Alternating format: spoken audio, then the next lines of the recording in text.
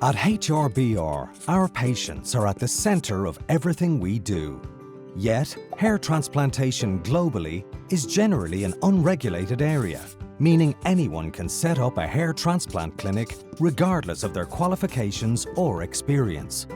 For example, right now in Ireland, there are simply no regulations with regards to basic standards of hygiene, safety and quality. Patients deserve better. At HRBR, we've been vocal in our concerns with this lack of regulation for many years. We have treated far too many patients who come to us seeking repair work as a result of bad transplants carried out by staff with little or no training or experience. Standards matter, and it's why HRBR is proud to become the first hair transplant clinic anywhere in the world to be awarded the Joint Commission International JCI Accreditation, the gold standard in global healthcare.